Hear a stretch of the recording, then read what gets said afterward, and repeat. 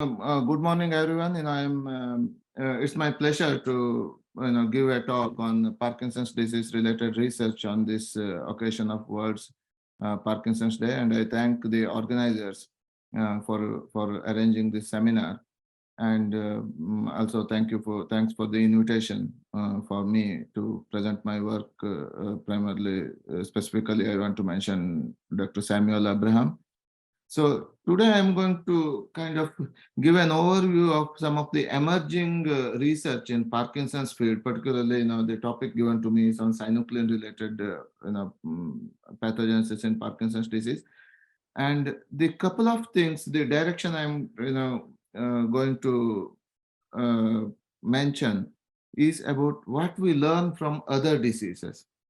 In Parkinson's disease, because these neurodegenerative diseases, there are about 200 neurodegenerative diseases known in humans. But for the last couple of decades, most of the research was focused on a particular disease. Like the researchers who are working on Parkinson's disease, they focus on Parkinson's disease models and Parkinson's disease. And the people who are working on Alzheimer's or motor neuron disease, they work on these diseases. So I want to give a snapshot of what we learn from each diseases, because there are a lot of shared mechanisms and there is a lot to learn from this understanding of these shared mechanisms. So in my laboratory at Houston Methodist Research Institute in the Texas Medical Center, our primary emphasis is on delineating the molecular insights, particularly on the genome repair and its responses, genome repair defects, and the consequences of them in human central nervous system diseases. And we focus on, primarily Parkinson's disease, amyotrophic lateral sclerosis, which is a motor neuron disease affecting spinal cord and motor cortex, also hemorrhagic stroke. So these three diseases, have several things in common. One, between hemorrhagic stroke and Parkinson's disease, we have a metal toxicity, and of course, synuclein and TDP43 in ALS and Parkinson's disease. But in the last few years, another key aspect which has emerged, which is a shared feature among these diseases, is RNA processing function, which I am going to highlight in today's presentation. So this is my laboratory. You can see on the left our current group of people, and you can see the current members in the top top panel, and in the lower panel our recent people who work in our laboratory in the recent past, who also contributed to some of the work I am presenting today. So Parkinson's disease, as you know, it affects the midbrain region in the substantia nigra, which are dopamine producing neurons. And as the disease progresses, the dopamine levels in the brain reduces, and that results in symptomatic expression of movement dysfunctions and several other motor dysfunctions. And I want to mention one aspect which I found in the internet, that Parkinson's disease was first described, although it was not called Parkinson's disease, described in Ayurveda as early as 7,000 years ago. And those as a shaking palsy and those symptoms have been described in Indian Ayurveda. So I also want to mention, I want to start with my presentation with one of my very early publications in 2004 with Dr. Jagannath Rao, who I'm sure is there as a member today. So here we kind of investigated the level or expression of metal ions or changes in the metal homeostasis in Parkinson's disease related tissues, as well as cerebrospinal fluid and blood. So one thing, a couple of things we mentioned, this was an early publication as an observational study. When I was working with Dr. Rao in India, we did that. But this has, there are several studies which show metal toxicity, not only in Parkinson's disease and other diseases. But now, this has come to the limelight again, because we understand much better how these metal ions contribute to not only the disease progression, but some of the responses, even protective responses in the brain tissue, which I'm going to allude to in the next couple of slides. And what we did, couple of points from those studies which we did about 15 years ago. So we found that the metal ions which increase in the brain regions, affected brain regions, they decrease in this blood in some at least in a large subset of Parkinson's patients. And that suggests that in not, in all patients, the increase in metals in the brain does not come from the dietary sources. Of course, people who are exposed to, occupational or other um, sources of metals, so it increases in all body fluids. But in many sporadic cases, the metal ions are attracted to the brain regions which are affected, but they decrease in other regions of the brain. So this also suggests that there is some reason this metal ions increases, and that also we highlighted that time. There could be initially it could be a protective feature for maybe making the synuclein insoluble, and ultimately when it's saturated, it may become toxic. And it also, another thing, important thing to note here is, although in severe cases, like, if you take postmortem tissue, several metal ions change because, metal homeostasis disturbs the whole homeostasis once it starts. But the initial trigger could be maybe divalent metals like copper, manganese, or iron. And because, our cells consider these metals as charged particles. When certain charge increases, it tries to get rid of other metals from the cells. So there, the dyshomeostasis changes drastically. So going forward in the last few years, we looked at this metal toxicity in a stroke model, because in Parkinson's disease, there's, again, I'm coming back to understanding some of this scenario from other diseases where you have a single-minded or single factor disease, where we can understand better. Because in Parkinson's disease, you have synuclein toxicity, you have several transcriptional defects, and so on. So as the disease progresses, it could be a combination or a multi-pronged attack on the cells, and it's difficult to find out which effect comes from which parameter. So we looked at hemorrhage, where there is an acute increase in iron. And when we looked at it, something very interesting came out. When the blood degrades in brain hemorrhage, blood leaks in the aged people as microbleeds, or in acute cases in brain hemorrhage, the blood degradation products are toxic. The hemoglobin degrades into hemine first, which is iron porphyrin complex. And this hemine induces significant amount of DNA double-strand breaks. It almost acts as a radiomimetic used in cancer therapy. And this was totally unexpected observation, because prevailing concept was, hemine could create some oxidative environment and generate some oxidative proteins and DNA damage. But we found very aggressively that it almost induces DNA double-strand breaks as radiation or radiomimetic. So what happens next to it is, when there's significant increase in double-strand breaks, cells suppress its activities. They undergo senescence-like state or become dormant. So this was a totally new phenomenon, and there are several researchers were hesitant to accept it initially, because senescence has been known in cancer, right, in dividing cells. So the first prerequisite of classical senescence or canonical senescence pathway is cell cycle arrest. But we see a robust increase in senescence-like phenotype expression in non-dividing cells and neurons. And this is, this field has taken off in the last few years. And initially, we were not able to understand what is the role of senescence in these non-dividing cells. So we started calling to soften the statement that neurons express senescence-like phenotype. And that's exactly what we observe when hemine toxicity occurs in hemorrhage, both in brain tissue affected in the vicinity of hemorrhage, in rodent models, animal models, as well as in neurons treated with hemine. But what we found was, you can see on the right-hand side here, you can see here in the right-hand side, in this case, in the healthy cells and, in the hemorrhage affected cells, the green fluorescence shows that, almost 40 to 50% cells express senescence-like phenotype. This is extremely important. What we did was, other people also have shown this, and senescence was considered pathological, right, for neurons, because it suppresses the cell lines. And several approaches have come out to prevent this senescence or to eliminate those senescent cells, because in cancer tissue, senescent cells are inflammatory, right? They express huge inflammatory signaling, and it can lead to significant inflammation in the brain. So senolytics have come out, senolites, which eliminate the senescent cells. So, but what we found was, if you prevent this senescence, this in an acute model, there is some transient or immediate beneficial effect. But in the longer run, cells are sensitized to iron toxicity and they die by iron-mediated cell death because hemine degrades further into bile salts, biliverdin, and iron. That acute increase in iron kills the cells if the senescence expression does not occur. So that kind of raised the question whether this early senescence-like expression is a protective feature. So maybe protective is a strong word. Maybe it facilitates safe detoxification of hemine into iron. So it kind of gives a window of opportunity for the cells to safely detoxify hemine and then sequester those iron, acute increase in iron, so that cells don't die of iron toxicity because there is a unique apoptotic cell death triggered by hemine, which is called ferroptosis. In fact, if iron increases, the cell membrane bursts open. It's called iron bomb, and that's called ferroptosis, and that's exactly what happens in this condition.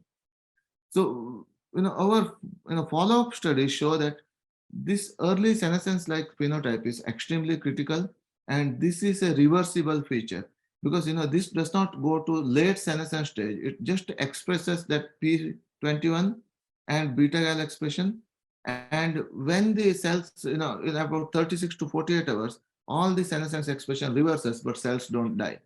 But if you prevent this senescence and expose cells to same amount of hemine, cells die. So this expression of early senescence state kind of is an adaptation for the cells to survive. So that kind of, I want to come back to, that kind of gives a kind of broader picture. And in several, reviews and other papers are coming up even with, several labs which are working on the senescence now. So as in adult mammals, most of the neurons, what we have, 99% of the neurons we have, we develop within 3 years of age. And these neurons stay till we, die about 70 to 80 years. So neurons have a long lifespan. The one pathway which neurons adopt to live such a long time is not to die for every stimulus. So, same amount of stress, oxidative stress or anything, if you expose the dividing cells versus non-dividing cells are more tolerant.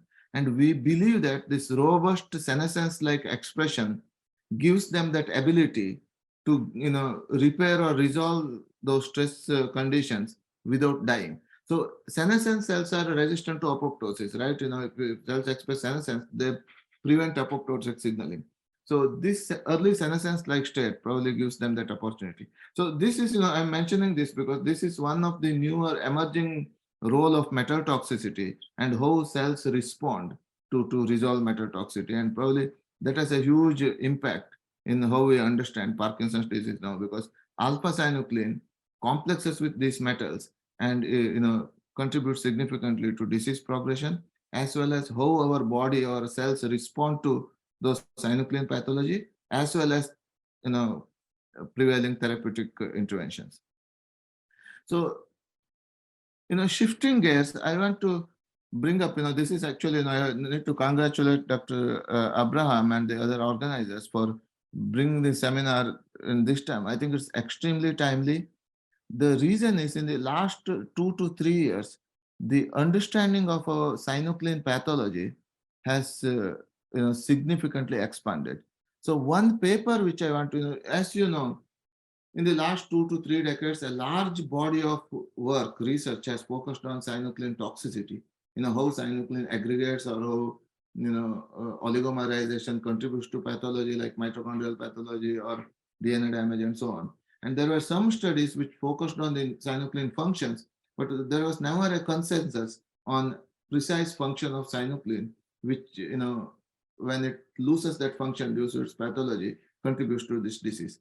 But in the last couple of years, this is a Cell paper published in, I think, 2021, and there are other papers from different labs, which showed that synuclein could be an RNA binding protein.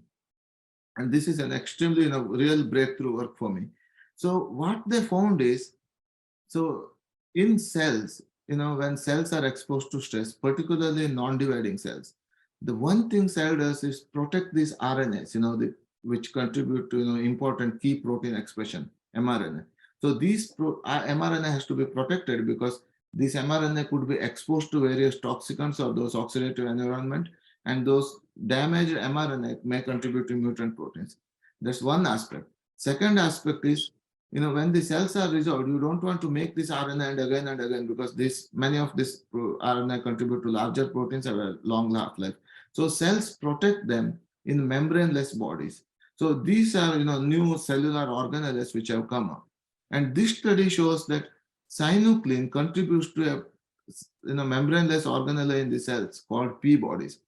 I believe that, these escaped our attention for a long time. These, P bodies, and there is another body called stress granules, which I come to that later, escaped our attention because these were very transient. When you stress the cells form stress granules where it protects the mRNA, and this mRNA protection comes with RNA binding proteins. So many RNA binding proteins, about 30 of them, they get poly-ADP ribosylated with multiple arms of sugar, and they bind to different mRNA and protect them in a condenser form. And because many of these proteins, including synuclein and other RNA binding proteins, have disordered regions, so if these stress granules are not resolved in a timely fashion, they tend to aggregate because they are in a concentrated fashion. That's the reason, like if you treat cells with stress, like sodium arsenate, so these stress granules P bodies are formed within 1 minute. And if you remove the stress, within 15 minutes, they disappear. So these P bodies are another form of this RNA protein bodies, where if these RNA, mRNA, and RNA binding proteins are not resolved in stress granules, they are transferred to P bodies for degradation. So they coordinate stress granules and P bodies. And this paper shows that synuclein has an important function in mRNA regulation in the cytosol.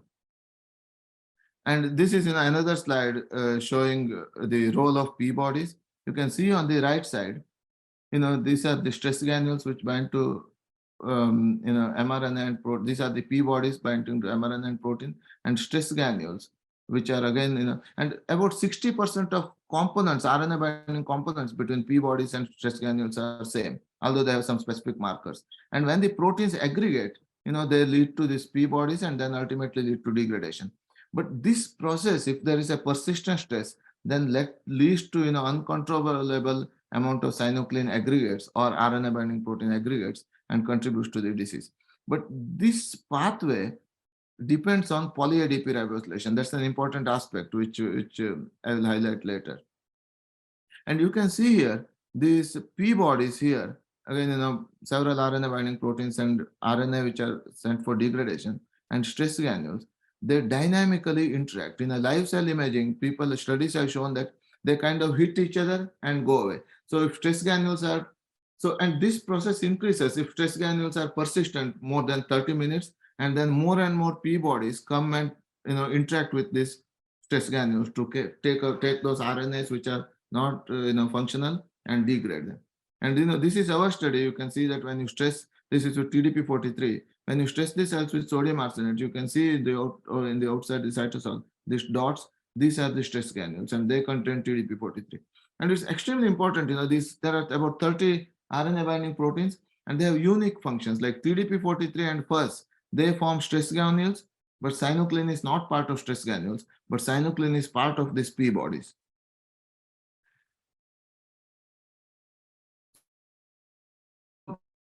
This kind of race for us, because we were working on two other RNA binding proteins, for the last decade, called TDP-43 and FUS, which were implicated in ALS initially, but about 50% of all dementia-containing diseases, and TDP-43 and FUS also interact with synuclein in Parkinson's disease. Yes? Am I still audible? Yes, sir, you are audible, sir. Please continue. Okay. So these proteins were implicated in amyotrophic lateral sclerosis. So we were working on the function of these proteins, and these were like RNA DNA binding proteins, and they act in DNA repair as well as in RNA processing. And similar to synuclein, they aggregate in the cytosol.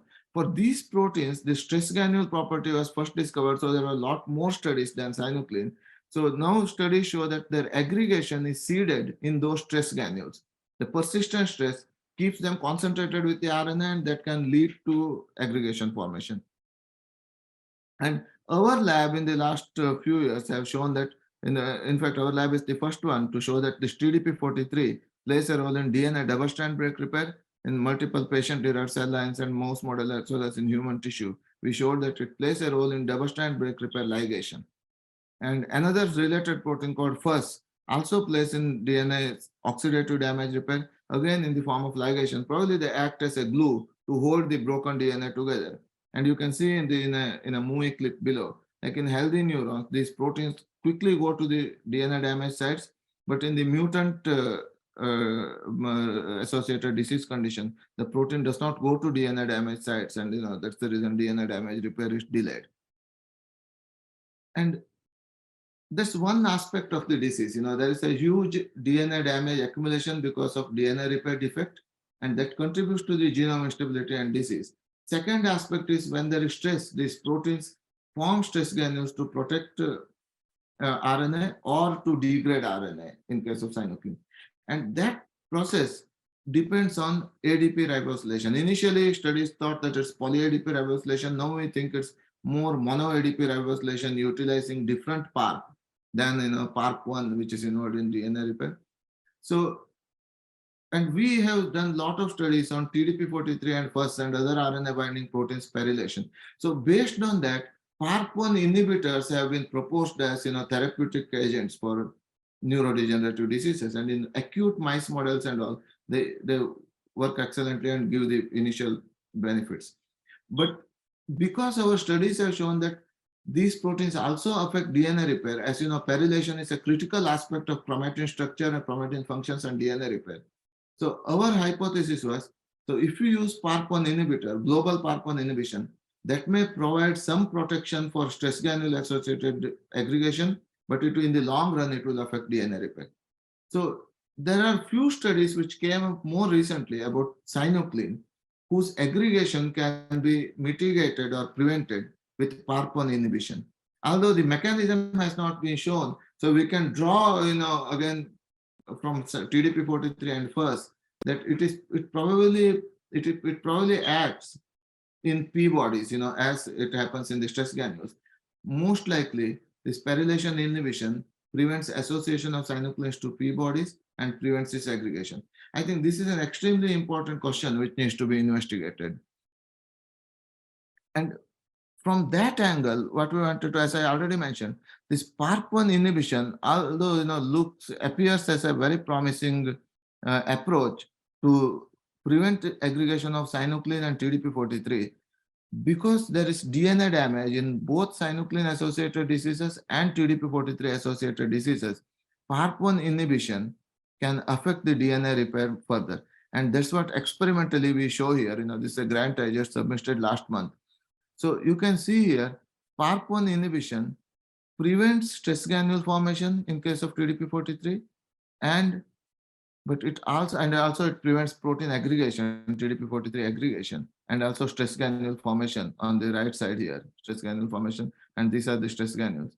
But it affects DNA repair. You can see here with PARP1 inhibition, the DNA repair is significantly affected.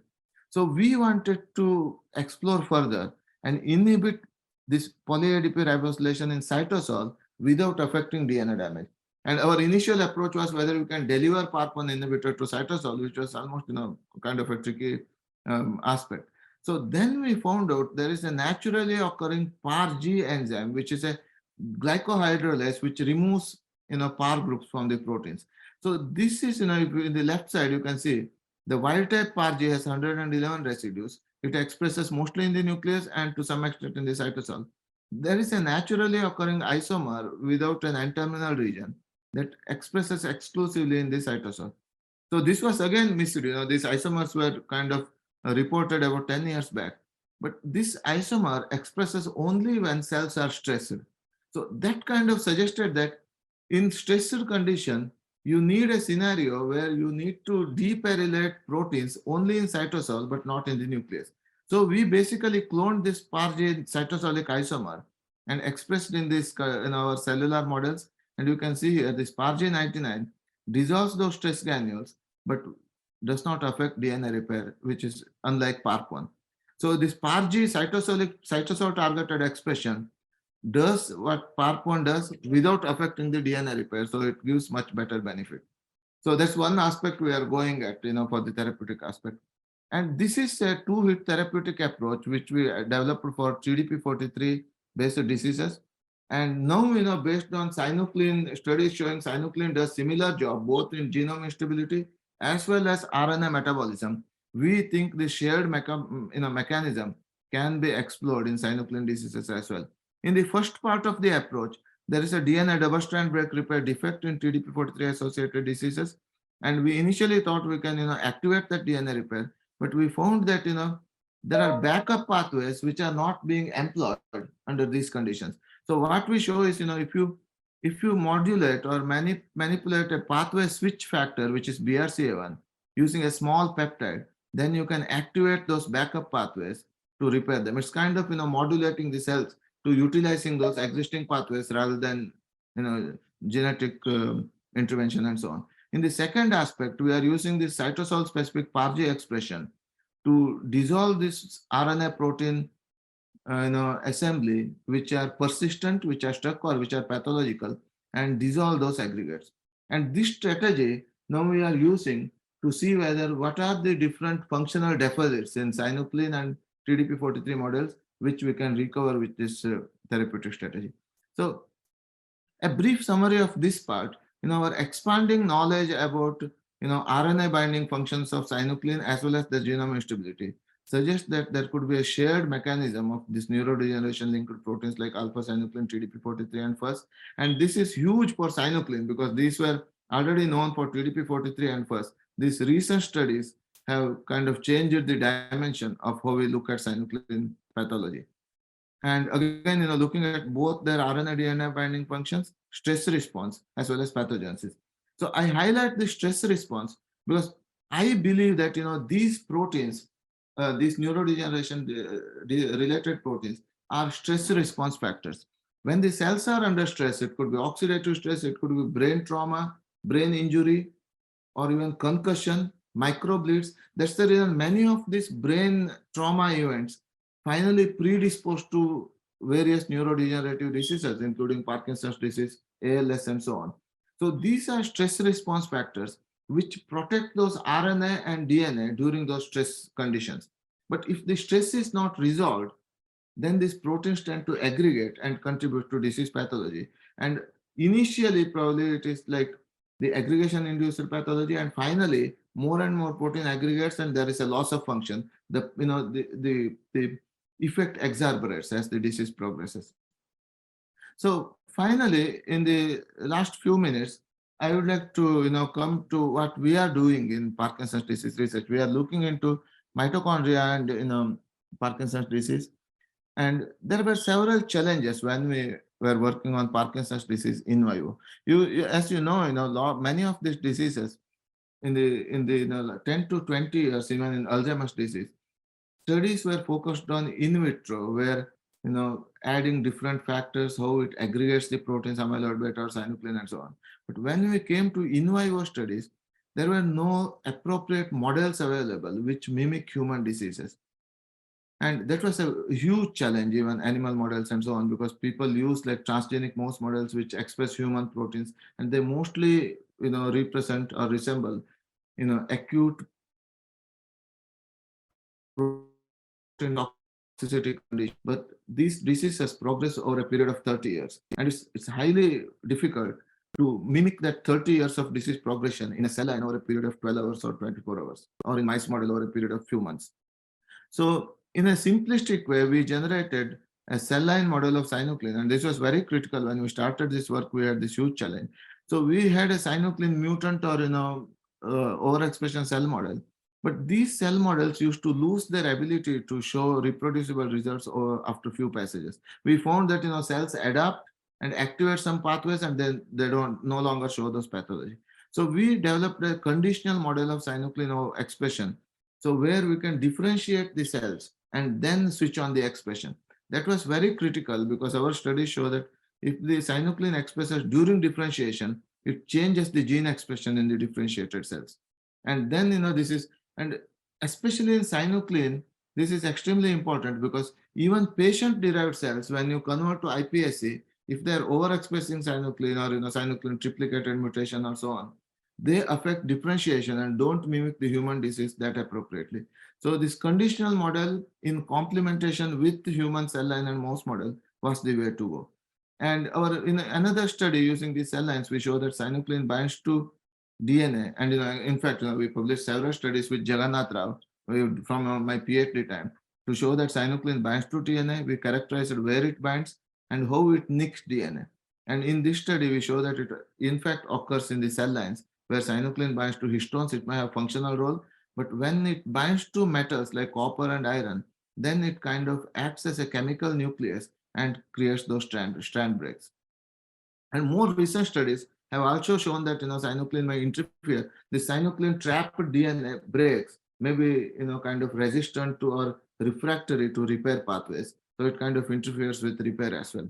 And this is our conditional cell line model. You can see that when you induce the expression over a period of 3 to 4 days, you can see 2 to 3-fold overexpression, and that expression can be maintained. And this is a patient-derived cell line, so we kind of do both in parallel, and you can see DNA damage, huge increase in DNA damage in both of those cell lines. And going forward, coming to mitochondria, we observed something extremely interesting. So this synuclein in some of the patient tissue, we observed that these are PD patient tissue where you have synuclein aggregation.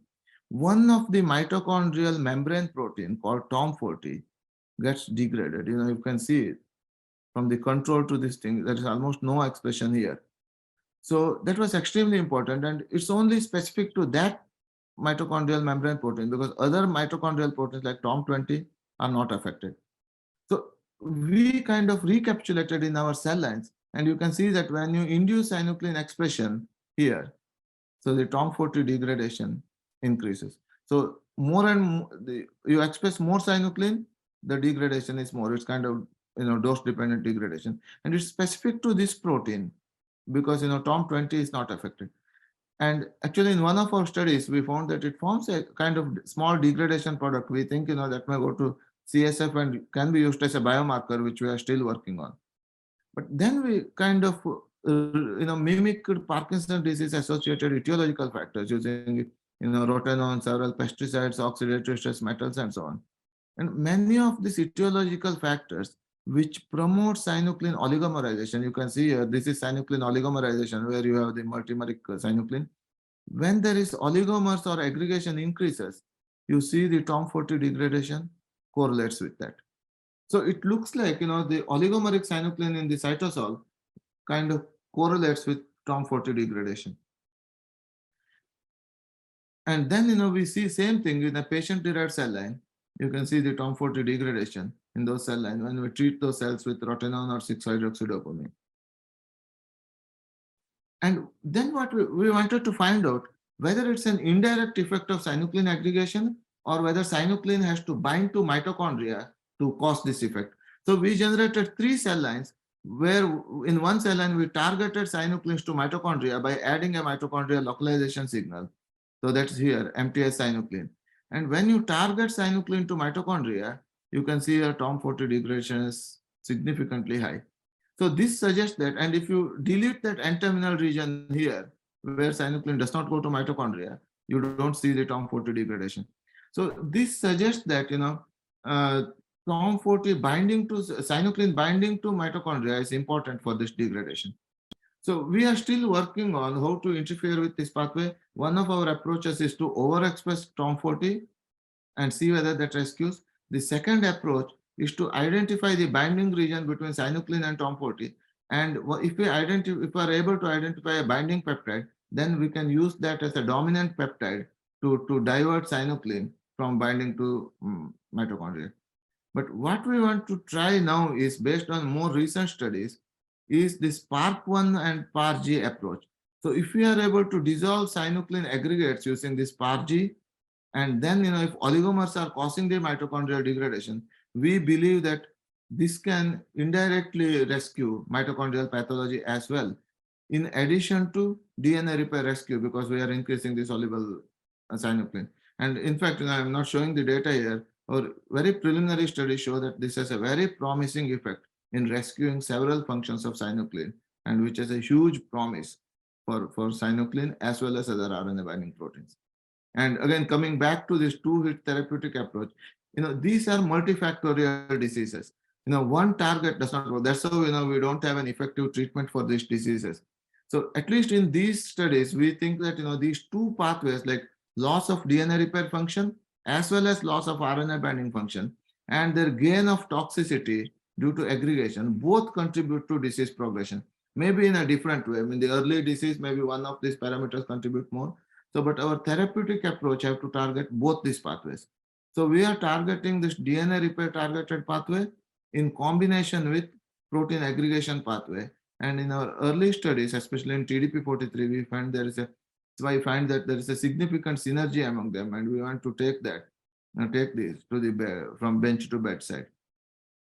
And I want to finally acknowledge some of the fundings from NIH and other organizations. So recently for Parkinson's work, we are excited about Parkinson's work because we've recently received a Sherman's Foundation Challenge Fund for Parkinson's disease to explore these therapeutic aspects more aggressively. And I would like to thank the people from our lab who contributed to studies, our collaborators, specifically Dr. Jagannath Rao. Because of him, I got into this Parkinson's research during my PhD, and we published several papers, and we continue to collaborate. And his insights and expert knowledge is extremely critical for most of this work. And Professor Samuel Ibrahim for organizing this seminar, very timely seminar. And thank you very much for this opportunity, and I'll be happy to answer any questions.